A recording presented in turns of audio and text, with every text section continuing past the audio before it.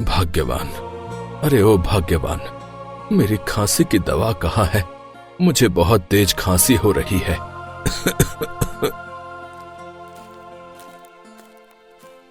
ये लीजिए आपकी दवाई। पता नहीं आपकी ये खांसी कब आपका पीछा छोड़ेगी। आपको ऐसी हालत में देखकर मुझे बिल्कुल अच्छा नहीं लगता। हाँ। तुम चिंता क्यों करती हो भाग्यवान? ऊपर वाला जल्द ही सब ठीक करेगा। तुम बिल्कुल भी परेशान मत हो। जी, अब हम बूढ़े हो चुके हैं, क्या ऊपर वाला हमारे जाने के बाद सब ठीक करेगा? अरे अब तो हमारे खाने के भी लाले पड़ गए हैं और आपकी हालत ऐसी है कि कहीं भीख मांगने भी नहीं जा सकते हो। वो दोनों आपस में बातें कर ही रहे होते हैं कि तभी वहाँ पर एक व्यक्ति आ जाता है।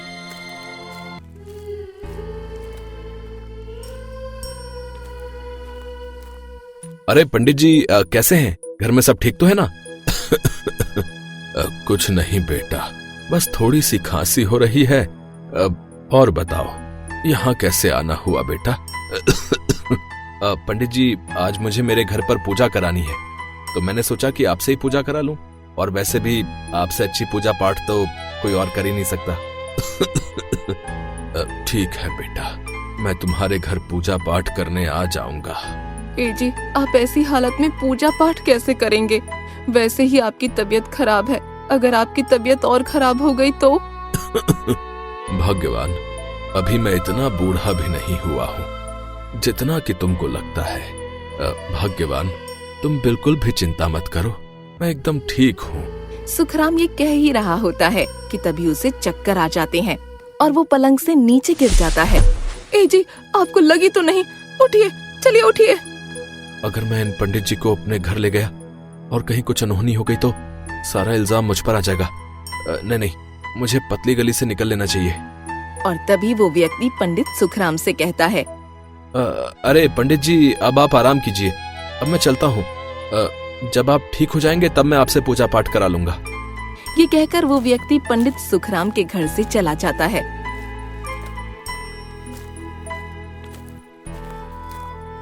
जी, आपने उस व्यक्ति से ऐसा क्यों कहा कि आप उसके घर पर पूजा पाठ करने जाएंगे?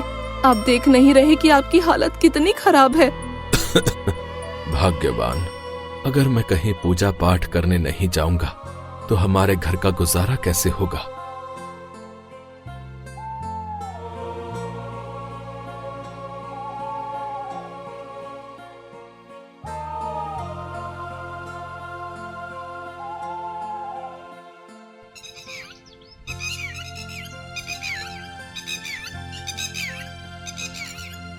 अरे चारा खाती है मेरी गैया, क्योंकि अमूल दूध पीता है इंडिया। ओ मेरी गाय माता, पेट भर के चारा खाना और हमें बाल्टी भर के दूध देना, ताकि मैं उस दूध को बेचकर अच्छे पैसे कमा सकूं। हाँ, जब तक गाय चारा खा रही है तब तक मैं कुछ देर झपकियां ले लेता हूँ।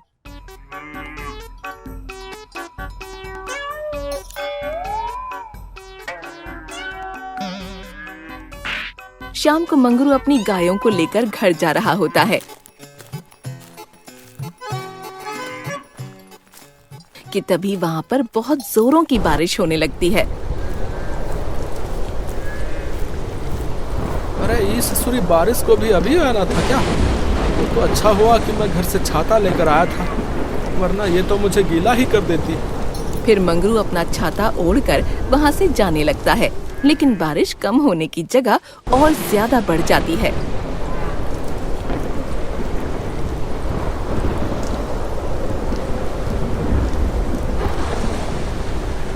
अरे बाप रे, लगता है इंद्रदेव आज बहुत ही ज्यादा गुस्से में है। इन्होंने तो मेरा छाता ही उड़ा दिया। मुझे जल्द ही किसी स्थान पर रुकना होगा। अगर कहीं बिजली मेरे सर पर गिर गई तो मेरा तो राम नाम सत्य हो जाएगा। थोड़ी दूर चलने के बाद मंगरू को एक बरगद का पेड़ दिखाई देता है। जब तक बारिश बंद नहीं हो जाती मुझे इस बरगद के पेड़ के नीचे ही रुकना होगा, नहीं तो मेरे सारे कपड़े गीले हो जाएंगे।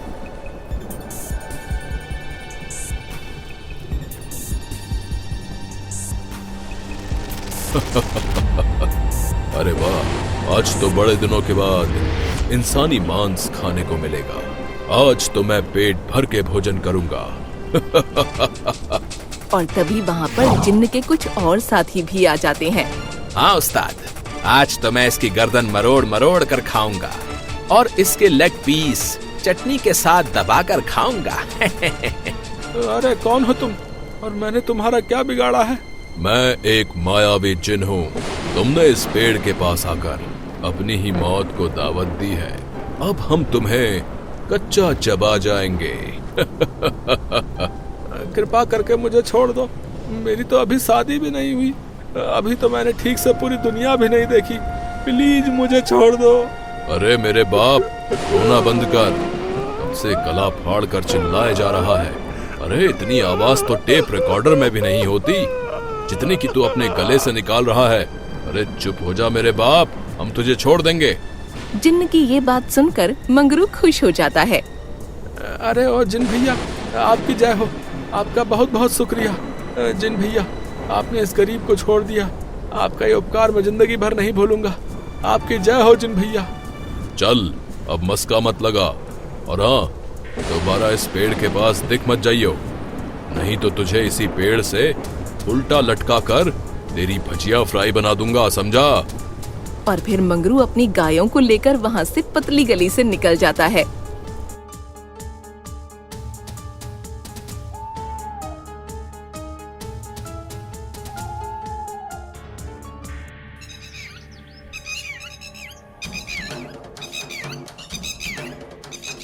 अरे भाई, तुम्हें पता है कल रात जब मैं नदी के किनारे से आ रहा था तभी मैं कुछ देर एक बरगद के पेड़ के नीचे जो है वहाँ पर रुका और कुछ जिन जो है उन्होंने मुझे पकड़ लिया और वो मुझे जान से मारने की कोशिश करने लगे। भैया, बड़ी ही मुश्किल से जान बचा कर आया हूँ।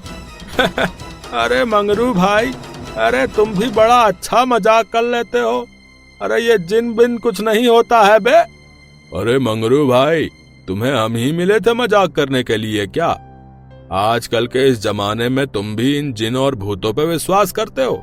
अरे भाइयों, मेरा विश्वास कीजिए, मैं सच कह रहा हूँ। उस बरगद के पेड़ के नीचे सच में जिन रहते हैं भैया। अगर आपको मेरी बातों पे विश्वास नहीं होता तो आप आज रात को उस बरगद के पेड़ के पास जाना, आप लोगों को सब समझ में आ जाएगा। अगर ऐसा है तो हम आज रात को ही उस बरगद के पेड़ के पास जाएंगे। अरे हम भी तो देखें कि आखिर उस पेड़ के पास जिन रहते भी हैं कि नहीं।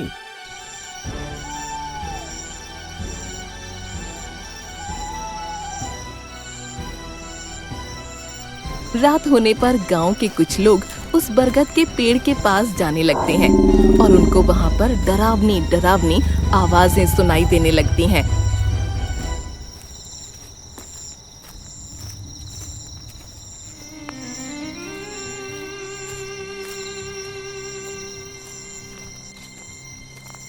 अरे भाइयों, ये डरावनी आवाजें कहाँ से आ रही हैं? मुझे तो बहुत तेज डर लग रहा है। अरे भाई डरो नहीं, लगता है ये आवाज किसी जानवर की है जो जोर जोर से चिल्ला रहा है। कुछ दूर चलने के बाद वो सभी लोग उस बरगद के पेड़ के पास पहुंच जाते हैं।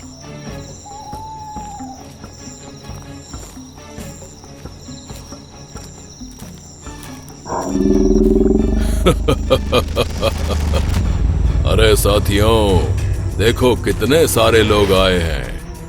आज तो हम इन सबको मसाले के साथ खाएंगे। हाँ उस्ताद, आपने एकदम ठीक कहा। आज तो हम इनको मिर्च मसाले के साथ खाएंगे। अरे भाइयों, उस मंगरू की बात सच निकली। इस पेड़ में तो सच में जिन का वास है। अरे भाइयों, हमें जल्दी ही यहाँ से निकलना होगा, नहीं तो ये जिन हमें पकड़ के खा जाएंगे। अरे भागो रे भागो। और फिर वो सभी लोग वहाँ से दुम दबा कर भाग जाते हैं। आज के बाद जो है मैं उस पेड़ के पास कभी नहीं जाऊंगा, बता रहा हूँ। अरे मेरी तो जान हलक में ही आ गई थी। अरे कल हमें ये बात महाराज को जाकर बतानी होगी, अब वही इसका समाधान निकाल सकते हैं।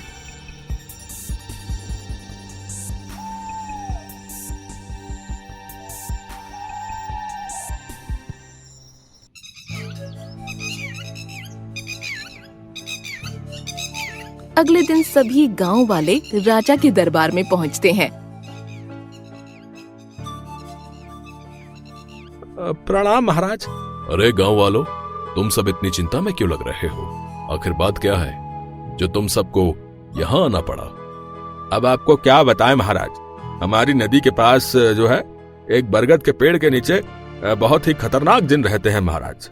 ये तुम क्या कह रहे हो? मैं इन सब बातों पर विश्वास नहीं करता। जिन बिन कुछ नहीं होता। हमारी बात का विश्वास कीजिए महाराज, हमने उन मायावी जिनों को अपनी आंखों से स्वयं देखा है। फिर उस व्यक्ति ने राजा को विस्तार से सारी बात बताई।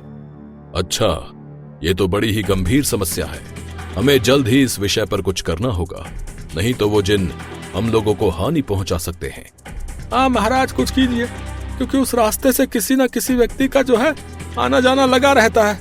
गांव वालों, आप सब निश्चिंत होकर अपने घर जाओ। हम जल्द ही इस समस्या का समाधान निकाल लेंगे। और फिर सभी गांव वाले राजा को प्रणाम कर वहां से चले जाते हैं।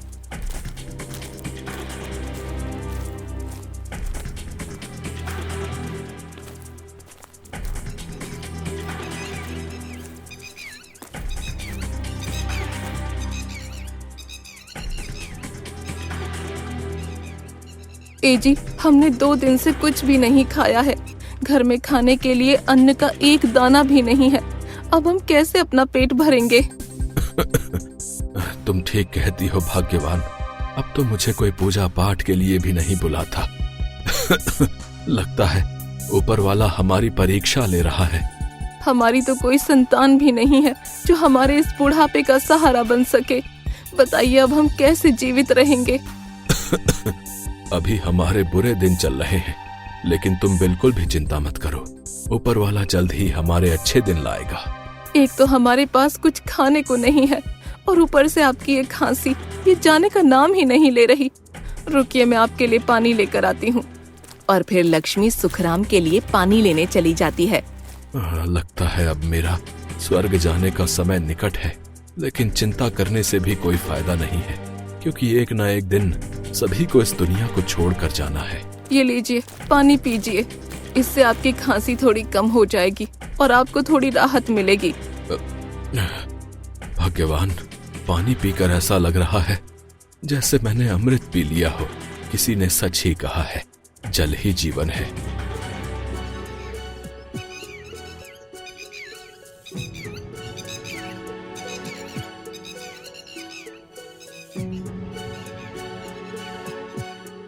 मुंशी जी, क्या आपके पास कोई उपाय है कि हम उस जिन से कैसे पीछा छुड़ा सकते हैं? महाराज, इसका उपाय तो मेरे पास नहीं है, लेकिन मैं एक बाबा जी को जानता हूँ। उन्होंने कई जिन्नों को पकड़ा है। हो सकता है वो हमारी कुछ मदद कर दें। ठीक है मुंशी जी, अगर आप कहते हैं तो हमें उन बाबा जी को अवश्य बुलाना चाहिए। आप आज ही उनको हमारे महल में बुलाइए। जी महाराज, आपका हुक्म सर आंखों पर। कुछ देर बाद वो बाबा जी राजा के दरबार में पहुंच जाते हैं।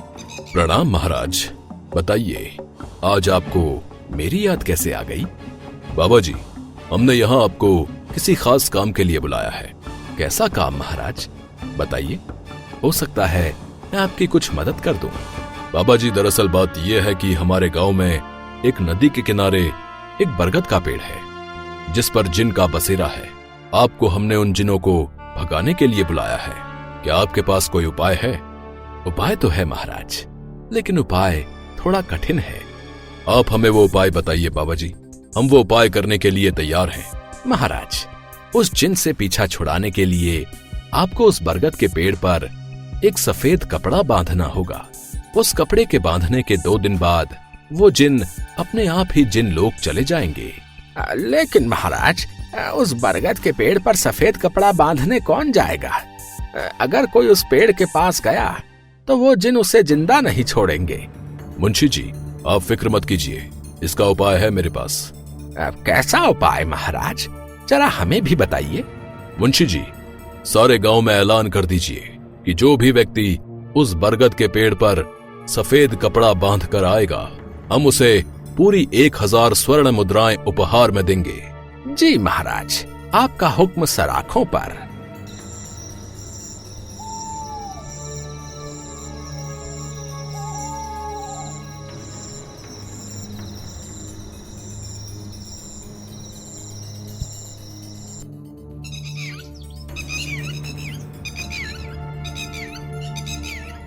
सुनो सुनो सुनो, महाराज का हुक्म है कि जो भी व्यक्ति उस बरगद के पेड़ पर सफेद धागा बांध कर आएगा उसे महाराज 1000 स्वर्ण मुद्राएं उपहार में भेंट करेंगे। सुनो सुनो सुनो। 1000 स्वर्ण मुद्रा के पीछे भला कोई अपनी जान कैसे गवा सकता है? अगर महाराज मुझे पूरा महल भी दान में दे देते ना, तो फिर भी मैं उस बरगद के पेड़ के पास नहीं जाऊं। हाँ भाई, तुमने सही कहा। उस पेड़ के पास जाना मतलब अपनी ही मौत को दावत देने जैसा है।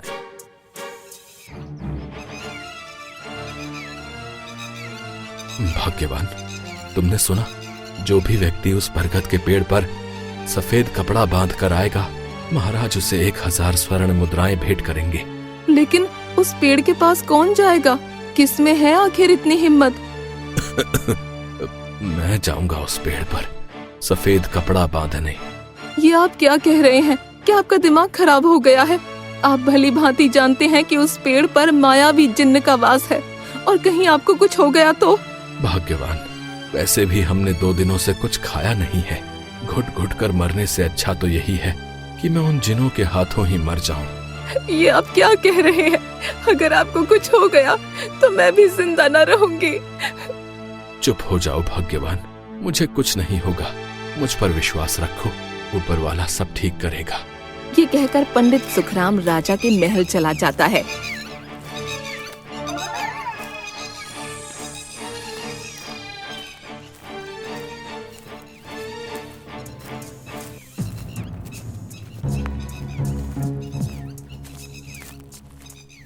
प्रणाम महाराज।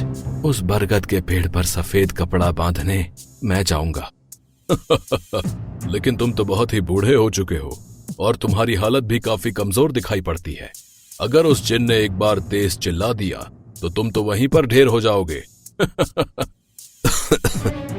ये सब आप मुझ पर छोड़ दीजिए महाराज, और मुझे वहां जाने की आज्ञा दीजिए। ठीक है, जैसी तुम्हारी मर्जी। तुम वहां पर जा सकते हो, और अगर तुमने उस बरगद के पेड़ पर सफेद कपड़ा बांध दिया तो हम तुम्हें 1000 स्वर्ण मुद्राएं देंगे।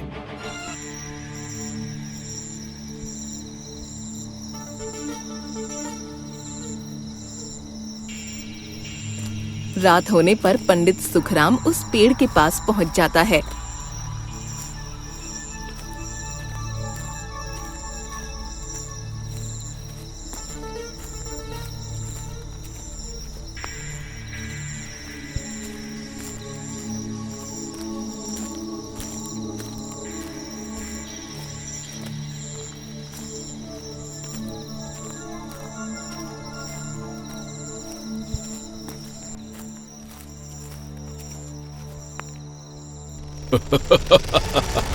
तुम यहाँ पर क्यों आए हो? क्या तुम्हें पता नहीं है कि यहाँ पर जो भी व्यक्ति आता है वो यहाँ से जिंदा लौटकर वापस नहीं जाता है। हे जिन महाराज, मैं यहाँ इस पेड़ पर ये सफेद कपड़ा बांधने आया हूँ। कृपा करके मुझे इस पेड़ पर ये सफेद कपड़ा बांधने दीजिए। नहीं, हम तुझे ये कपड़ा नहीं बांधने देंगे, और तुझे अब हम मटर पनीर के साथ खाएंगे। हाँ उस्ताद, आपने एकदम ठीक कहा। आज तो हम इस पंडित को चबा चबा कर खाएंगे।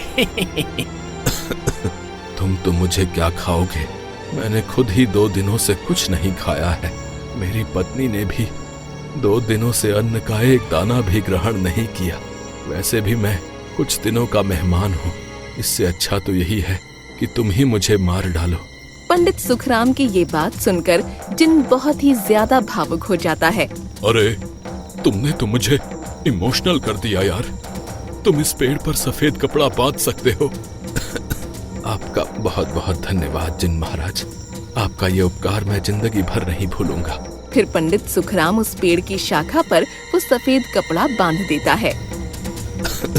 जिन महाराज, अब मुझे यहाँ से जाने की आज्ञा दीजिए।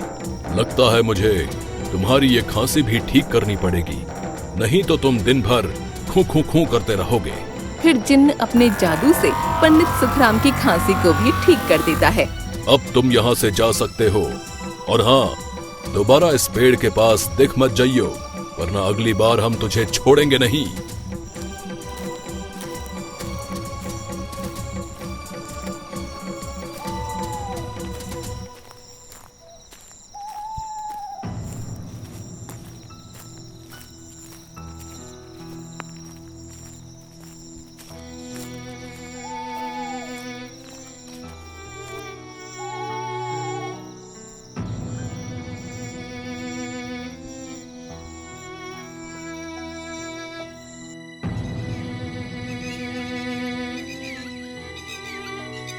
और फिर अगले दिन पंडित सुखराम राजा के दरबार में पहुंच जाता है।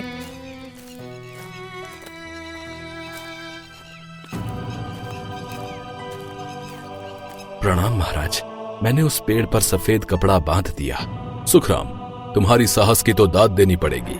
तुमने अपने साहस से उस पेड़ पर सफेद कपड़ा बांध दिया।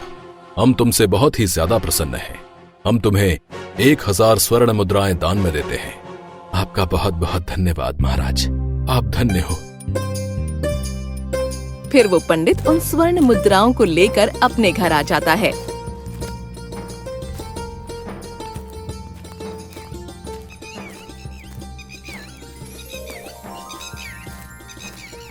जी, आप आ गए। मैं आपका कब से इंतजार कर रही थी। भाग्यवान, मैंने उस पेड़ पर सफेद कपड़ा बांध दिया और ये देखो, महाराज ने मुझे 1000 स्वर्ण मुद्राएं भेंट की हैं। अरे ये क्या, आपकी खांसी तो एकदम ठीक हो गई है। हाँ भाग्यवान, उस जिन ने मेरी खांसी ठीक कर दी है। अब हम इन स्वर्ण मुद्राओं को बेचकर एक बड़ा सा घर बनाएंगे। फिर पंडित सुखराम ने उन स्वर्ण मुद्राओं को बेचकर एक बहुत ही बड़ा आलीशान घर बनवाया और अपनी सभी जरूरतें पूरी की।